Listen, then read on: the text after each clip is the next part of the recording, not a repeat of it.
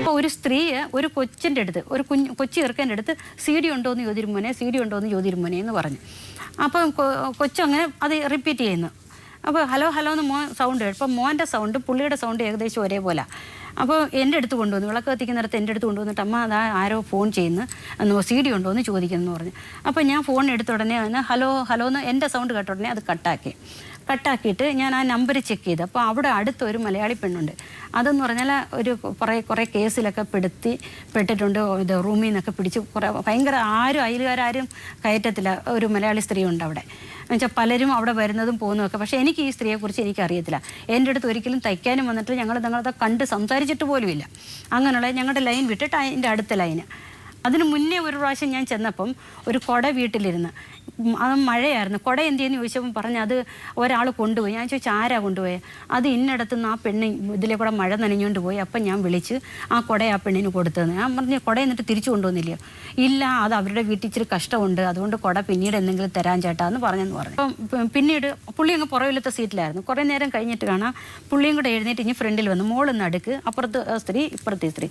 ഇച്ചിരി നേരം കഴിഞ്ഞ് മോളെ പിടിച്ച് മടിയിലോട്ട് കിടത്തിയിട്ട് മറ്റേ സ്ത്രീയുടെ കൈ പിടിച്ചുകൊണ്ട് ഇങ്ങനെ കൈ പിടിച്ച് വെച്ചുകൊണ്ടിരിക്കും. മോൾ എണീക്കാൻ നോക്കുന്നു, പിടിച്ച് അമുക്കി വെക്കുന്നെന്ന്. മോൾ എണീക്കാൻ വിടുന്നില്ല, അവിടെ വെച്ച് പിടിച്ച് അമുക്കി വെക്കുന്നുണ്ട്. അവൾ കരഞ്ഞ്. പിന്നെ അവൾ പറയും അമ്മ ഞാൻ പറയാൻ പറ്റത്തില്ല, അമ്മ ഞാൻ പറയത്തില്ല, ഒന്നും ഞാൻ പറയത്തില്ല. മൈസൂരിൽ നിന്ന് വിളിച്ചുകൊണ്ട് വരാനായിട്ട് പോകുന്ന ആൾ വിളിച്ചിട്ട് വേറെ ഒരു സീറ്റിലാക്കിയിട്ട് പുള്ളി വേറെ പോയിരിക്കും. അപ്പം മോടെ സീറ്റിൽ വേറെ ആരെങ്കിലും ആണുങ്ങൾ വന്നിരിക്കുമ്പം അച്ഛാ ഇനി ഇവിടെ എൻ്റെ അടുത്ത് വന്നിരിക്കുക, അവിടെ ഇരുന്ന് ഒന്നാവത്തില്ല, അവിടെ ഇരുന്നു എന്ന് പറയും. ഒരു കെയർഫുള്ളായിട്ട്. അമ്മ ചില അച്ഛൻ്റെ കൂടെ പോകുമ്പോൾ നമുക്കൊരു സേഫ്റ്റി ഇല്ല, എനിക്കും ഇല്ല മോക്കും ഇല്ല. ആ ഒരു ഫ്രീ മനസ്സൊരു സന്തോഷം അല്ലെ ഒരു ഫ്രീ അതില്ല, ഒരു സേഫ്റ്റി ഇല്ല. നമുക്ക് എന്തോ ഒരു ഇറിറ്റേറ്റാണ് അനുഭവപ്പെടുന്നത്. അങ്ങനെ മക്കൾ എന്തായാലും മക്കൾ അറിഞ്ഞു. ഈ സ്ത്രീ വന്നതോടെ മക്കളെ മുന്നിൽ വെച്ചിട്ടാണ് ഇത് അറിഞ്ഞത്. അത് പിന്നെ പിന്നെ മക്കൾ പുറത്തോട്ട് ഇറങ്ങാതായി. അവർക്ക് ഭയങ്കര പിന്നെ ആരെങ്കിലും ഒന്ന് നോക്കിയാൽ ഇവരുടെ പിന്നെ അന്ന് തന്നെ മോനെ വിളിച്ചിരുത്തി ചോദിച്ചു. ഉണ്ടായിട്ടില്ല. ഈ അനിയത്തിയും മോനും തമ്മിൽ ഇത് ഡിസ്കസ് ചെയ്തിട്ടുണ്ടോ എപ്പോഴെങ്കിലും? അച്ഛൻ ഇങ്ങനെ പെരുമാറുന്നല്ലോ അല്ലെങ്കിൽ അമ്മ ഇങ്ങനെ ചീറ്റ് ചെയ്യുന്നല്ലോ എന്നൊക്കെ അതിനെ പറ്റിയ ഡിസ്കഷൻ ഒന്നുമില്ല. പിന്നെന്ന് വെച്ചാൽ അമ്മയ്ക്ക് പറയാറുണ്ട്, അമ്മയ്ക്ക് പറ്റുന്നില്ലെന്നുണ്ടെങ്കിൽ ഒഴിഞ്ഞേരാന്ന് പറഞ്ഞിട്ട്, അത്രേ ഉള്ളൂ. അത് നിങ്ങൾ ഇപ്പോഴത്തെ ഒരു ജനറേഷൻ അനുസരിച്ച് വളരെ വളരെ നീറ്റായിട്ടുള്ള ഒരു തീരുമാനം. മാക്സിമം നോക്കുക, പറ്റില്ലെന്നുണ്ടെങ്കിൽ ഒഴിവാകുക എന്നുള്ളത്. അതെ. അനിയത്തിക്കും അതൊക്കെ തന്നെ ആയിരിക്കും അഭിപ്രായം. അത്രേ ഉള്ളൂ.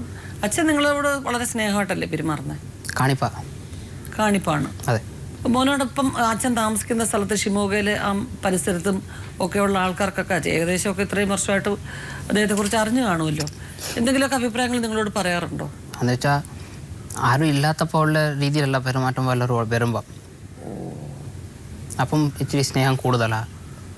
അവരെ കാണിക്കാനായിട്ട് കുറച്ച് കൂടുതൽ കാണിക്കും. ഒരുപാട് അമ്പലത്തിൽ കൊണ്ടുപോകുമ്പോൾ ഞാൻ എല്ലായിടത്തും പറഞ്ഞു, നിങ്ങൾ അറിഞ്ഞോ അറിയാതെ എന്തെങ്കിലും തെറ്റ് ചെയ്തിട്ടുണ്ടെങ്കിൽ അവിടെ ദൈവത്തിൻ്റെ മുന്നിലെങ്കിലും നമ്മൾ പറഞ്ഞ് അതൊന്ന് പ്രായശ്ചിത്തം ചെയ്യും. എന്നിട്ട് നമ്മുടെ കുടുംബത്തിലോട്ട് പോകാം. നമ്മുടെ കുഞ്ഞുങ്ങളുടെ ഭാവിയുണ്ട്, അത് നോക്കിയിട്ട് നമുക്ക് നിൽക്കാം. അതിൽ നിന്നില്ല. വയസ്സ് എന്ന ഇവിടെ കൊല്ലത്ത് അനാഥാശ്രമമുണ്ട്, വൃദ്ധസദനം. എൻ്റെ മോൻ്റെ ശമ്പളം ആദ്യം കിട്ടിയപ്പോൾ തന്നെ ആ വൃദ്ധസദനത്തിൽ ആ പൈസ എടുത്ത് വെച്ചിട്ട് എല്ലാവരുമായിട്ടാണ് അവിടെ കൊണ്ടുപോയിട്ട് ഞാൻ കൊടുത്തു. നാളെ കാലത്ത് നമ്മുടെ അനുഭവം ഇതായിരിക്കും. നമ്മൾ മക്കളെ നോക്കുന്നതനുസരിച്ചേ മക്കൾ നമ്മളെ നോക്കത്തുള്ളൂ. ആ മക്കളോടത്ത് സ്നേഹത്തോടെയും സത്യസന്ധതയോടെയും ജീവിച്ചെങ്കിലേ നമ്മൾ മാതൃകയായിരിക്കണം. അതുകൊണ്ട് നിങ്ങൾ ഇതും കാണും. അവിടെ കൊണ്ടുവന്നു എൻ്റെ ചേച്ചിയുടെ ഭർത്താവും ചേച്ചിയായിട്ട് ഒരുപാട് വഴക്കും വക്കണവും ഒക്കെ ഉണ്ടായിരുന്നു. അവസാനം ഞാൻ ഇപ്പോൾ ആ ചേട്ടനും ഇപ്പം മലമൂത്രം പോകുന്ന പോലും അറിയത്തില്ല, അത്ര കഷ്ടപ്പെടുക. അവരുടെ വീട്ടിൽ ഞാൻ കൊണ്ടുപോയി. അവരുടെ വീട്ടിൽ കൊണ്ടുപോയിട്ട് ഞാൻ പറഞ്ഞത് ആ നോക്ക് അവരുടെ അനുഭവങ്ങൾ. ഇതെല്ലാം ഒരുപാട് പേരുടെ അനുഭവങ്ങൾ പറഞ്ഞ് ഇതൊക്കെയുണ്ട്. ഇതൊന്നും മാറി കുടുംബത്തോടെ ഒരു സ്നേഹത്തോടെ ഈ ശീലം ഒന്ന് മാറ്റിയെടുക്കണമെന്ന് പറഞ്ഞ് അപ്പം പുള്ളിയെ വിളിച്ച് സംസാരിച്ചപ്പോൾ പുള്ളി എന്താ പറഞ്ഞെന്നറിയാമോ? സാർ, എൻ്റെ സ്വഭാവവും എൻ്റെ ശീലങ്ങളും എല്ലാം ഇവക്കറിയാം. സാർ എന്താ പറയുന്നത്? ഞാൻ എൻ്റെ ഇതെല്ലാം മൊത്തം തീർത്ത് അവോയ്ഡ് ചെയ്യണമെങ്കിൽ എന്തെങ്കിലും ഒരു ഗുളിക താൻ ഞാൻ കഴിച്ചോളാം. അവരേതാണ്ട് ഒരു ഗുളികയ്ക്ക് കുറിച്ച് കൊടുത്തു. പക്ഷേ ഇത് കുടുംബമായിട്ട് ജീവിക്കാൻ പിന്നെ പറ്റത്തില്ല ഈ ഗുളിക കഴിച്ചാൽ എന്ന് പറഞ്ഞ് ഇത് കൊടുക്കണോ വേണ്ടോ എന്ന് അംബിക തീരുമാനിയിരുന്ന് പറഞ്ഞു. അപ്പോൾ ആ ശ്രമങ്ങളൊക്കെ അംബിക നടത്തി. ഒരുപാട് ശ്രമങ്ങൾ എന്ന് വെച്ചാൽ പുറം ലോകം അറിയാതെ നമ്മളിൽ തന്നെ ഒതുങ്ങി അത് മാറ്റിയെടുക്കാൻ ഞാൻ ഒരുപാട് ശ്രമം നടത്തി. നിങ്ങൾക്ക് ഇഷ്ടമുണ്ടെങ്കിൽ ചെയ്തു, പക്ഷെങ്കിൽ എന്നെ ഇതിനെ നിർബന്ധിക്കരുത്. എനിക്കിത് ഇഷ്ടമല്ല. എനിക്ക് വെച്ചാൽ ഇത്രയും വർഷമായി ഞാൻ മറുനാട്ടിൽ പോയിട്ട് എൻ്റെ മനസ്സിൻ്റെ അകത്ത് ഞാൻ എത്രയോ ആണുങ്ങളെ കാണുന്നു, എത്രയോ ലോകരെ ഞാൻ കാണുന്നുണ്ട്. പക്ഷേ എൻ്റെ കണ്ണിൽ ഒരു മനുഷ്യൻ്റെതല്ലാതെ വേറൊന്നും പോകത്തില്ല. അതെൻ്റെ ഒരു ചിട്ട, എനിക്ക് എൻ്റെ ഒരു നിർബന്ധമാണ്. മരിച്ചാൽ ഒരു മനുഷ്യൻ ജീവിതത്തിൽ ഒന്നേ ആകാവുള്ളൂ. അതെനിക്കിഷ്ടമല്ല. ഒരുപാട് രീതി ഞാൻ പറഞ്ഞു.